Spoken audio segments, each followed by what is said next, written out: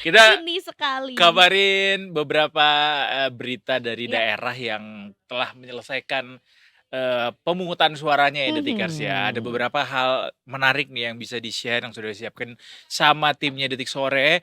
Jadi mulai dari Dari mana dulu? kubu Ridho yang menduga ada kecurangan Oh. politik uang, Mhm. sembako gitu. Mhm Jadi mhm. ini disampaikan keterangan atau respons dari Pramono Anung sendiri sebagai pasangan calon nomor urut 3. Mhm.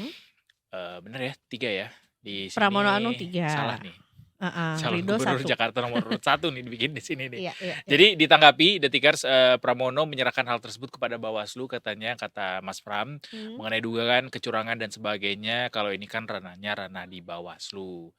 Jadi Mhm. memang sebelumnya kita tahu bahwa Ketua Tim Pemenangan Paslon nomor urut 1 Ridwan Kamil dan Suswono Ahmad Riza Patria menyebutkan ada dugaan kecurangan di Pilkada Jakarta. Di beberapa wilayah Jakarta diduga ada politik uang sampai penyebaran sembako di masa tenang. Mmm. Disebutkan pihaknya sudah menduga ada beberapa tempat yang tergolong masuknya unsur politik uang. Jadi kayak di wilayah Kepulauan Seribu ditemukan sejumlah sembako yang siap edar katanya. Jadi bukan, sembako dari warung, Tapi sembako yang dijual tapi emang untuk, kampanye gitu ya, apalagi sudah masuk masa tenang juga. hmm, Baiklah ya, terus ini sebenarnya cukup unik juga, waktu kalau dari tadi adalah, nomor urut 1, ini dari nomor urut 3 ya.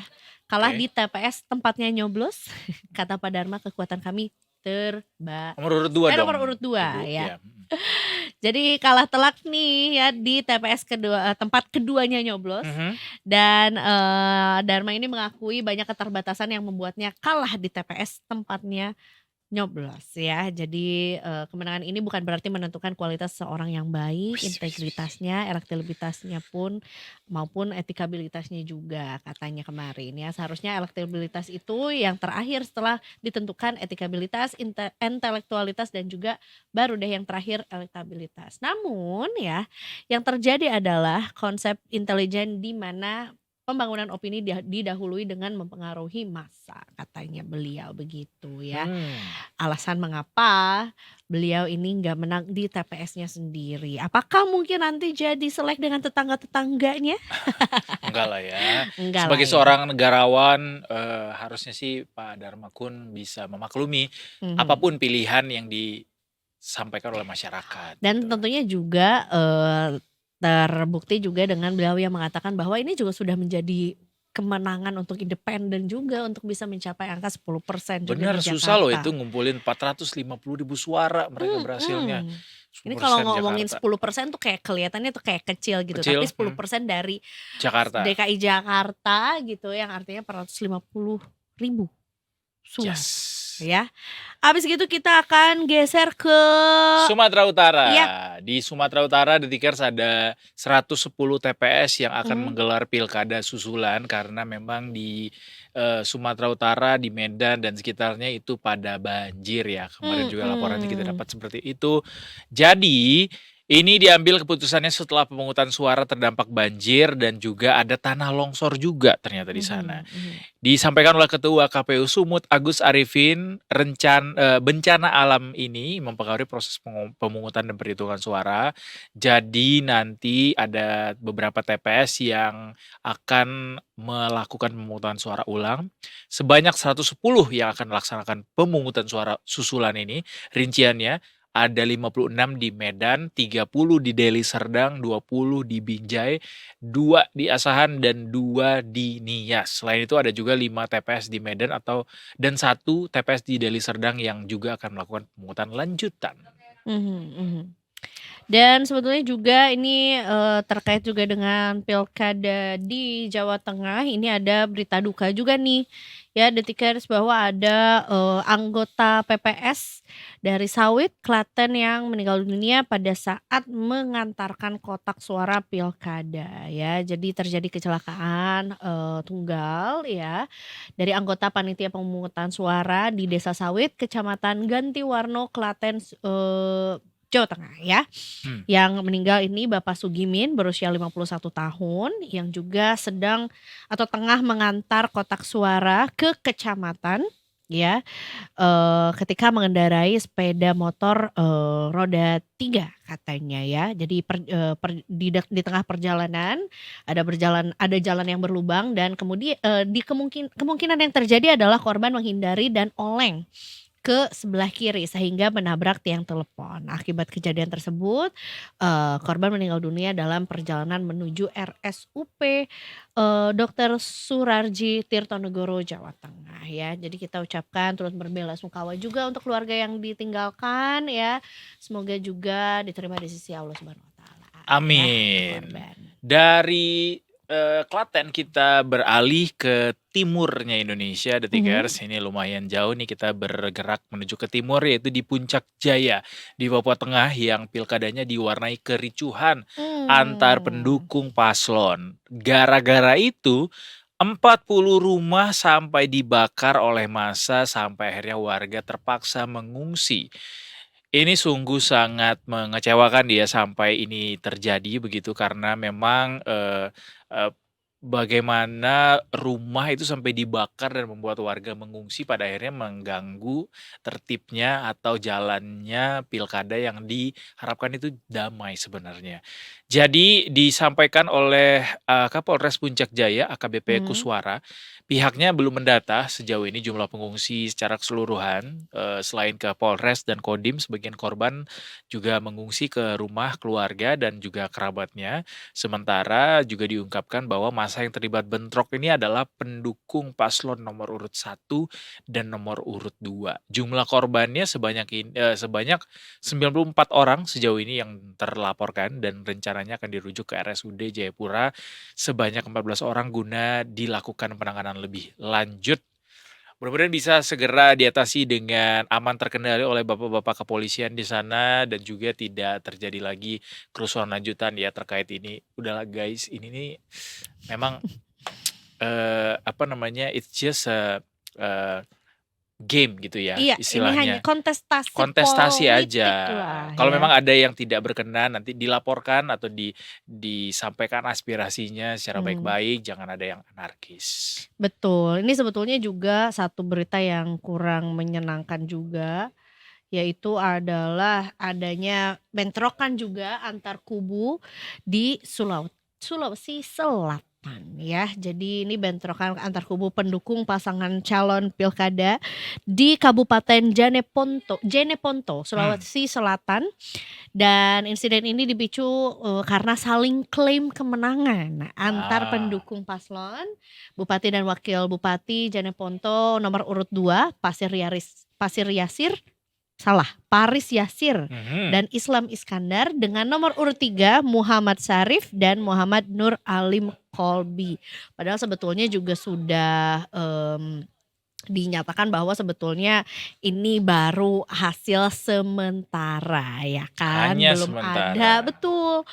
Belum ada apa tuh sebutannya ya, pernyataan resmi gitu ya dari KPU juga yang artinya sebetulnya ya preskon boleh memberikan semangat kepada para pendukung gitu ya atau para relawan juga boleh, tapi kayaknya kalau ini dua-duanya Sampai mengklaim bentrok gitu ya. kemenangan dan akhirnya bentrok gitu ya.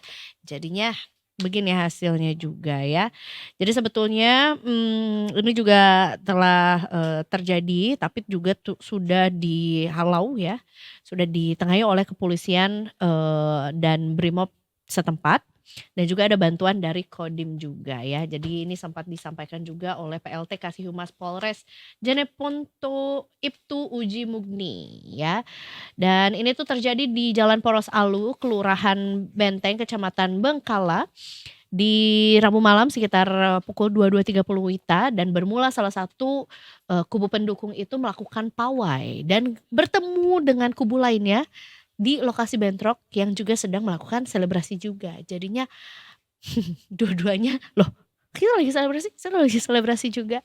Akhirnya terjadi saling lempar, tapi tentunya juga Padahal sudah mah saling selebrasi aja ya. Gak usah pakai Iya. lempar-lemparan dan bawa sajam segala. Padahal bisa juga bilang kayak, "Inilah kemenangan untuk Jeneponto."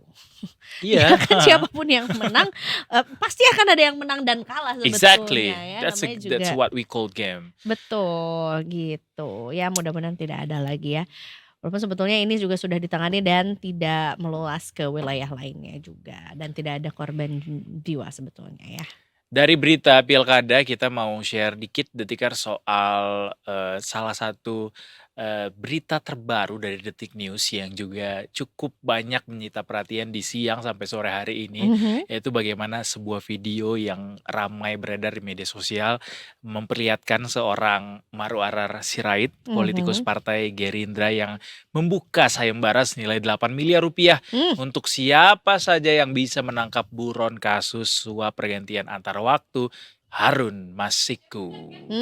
Jadi KPK juga sudah memberikan respons terhadap video yang beredar di media sosial ini. Sudah ditanyakan juga ke teman-teman di KPK dan ternyata KPK memberikan apresiasi atas sayembara dari Bang Ara ini. Jadi kalau misalnya kalian bisa menemukan seorang Harun Masiku, guys, ini ada uang segar 8 miliar dari kantong Bang Ara sendiri katanya. Jadi kalau bisa di share nih quote-nya Bang Ara nih, Detikers, saya juga memang melihat ya itu akan saya gunakan energi misalnya untuk membantu dan menggerakkan jaringan saya untuk misalnya ada satu kasus besar yang saya lihat itu akan libatkan orang-orang besar di Republik ini yang menyangkut Harun Masiku.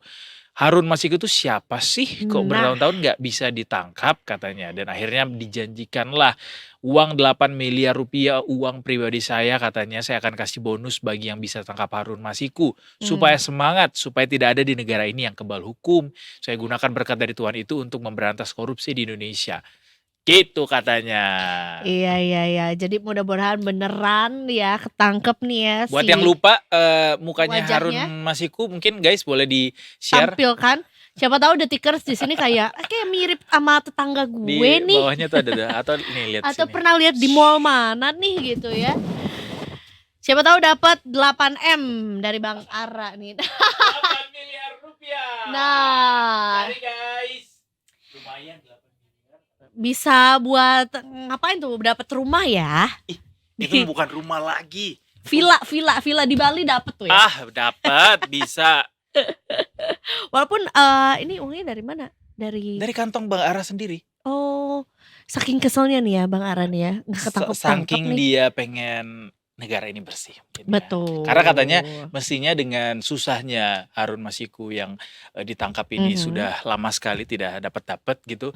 Ada banyak sekali yang bisa dibongkar gitu ya untuk menjaga kebersihan di negara ini. Kayak betul gitu. Ya. Feeling aku sih sebenarnya bisa jadi nih dengan amount of money yang digelapkan atau di korupsi lah ya gitu.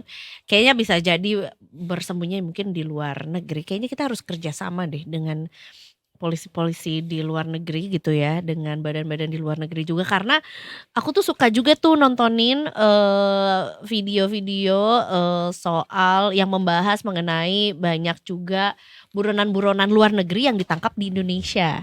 Kayak ya kan, yang contohnya yang dari China pernah tuh dia koruptor juga, abis gitu penggelapan narkoba dari negara mana gitu ya, terus ditangkapnya di Indonesia ya, barangkali bisa jadi disembunyikannya atau mungkin disembunyikan ya, dia kaburnya ke luar negeri gitu.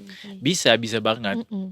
Ya lumayan 8 miliar ya. Bang Ara banyak juga ya hartanya ya ternyata. Gue lihat-lihat nih LHKPN beliau per tanggal 29 April 2020 periodik 2019 jumlah tanah dan bangunan saja itu totalnya 74,4 miliar.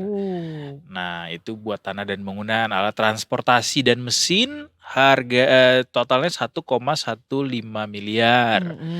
Kemudian harta bergerak lainnya ada 7,4 miliar. Capek nih saya lihat titik-titiknya. Surat berharganya 11 miliar. Kas dan setara kasnya 19 miliar. Harta lainnya 5 miliar. Utangnya ada 33 M. Jadi total harta kekayaannya, harta dikurangi hutang sekitar 85,8 miliar rupiah. Jadi kalau misalnya dikasih 8M aja lumayan sih. 10%. Lumayan Banyak sih. loh Bang Ara. Mau direkonsider lagi mungkin itu adalah 10% Iya. dari hartanya Bang Ara. Tapi Bener. mungkin juga dengan posisi yang sekarang dimiliki juga ketika siapa ini Harun Masiku ini ditangkap, diharapkan juga kan berarti hartanya Harun Masiku ini menjadi harta yang ditahan oleh negara Iya, gitu disita ya. oleh negara. Disita oleh negara juga, ngambil dari situ aja. Oh, Ya tapi kan? kan jadi uang milik negara. Negara emang boleh ngasih 8 Tapi miliar. kata Bang Ara kalau gua nggak bikin video nih nggak ada loh yang nangkep Ya dia. nggak boleh gitu Nggak boleh dong, gitu ya. tetap harus dari kasnya Bang Ara karena Karena kan udah nggak ada janji. sangkut pautnya, bener. Udah janji ya. Baiklah kalau begitu. Kalau begitu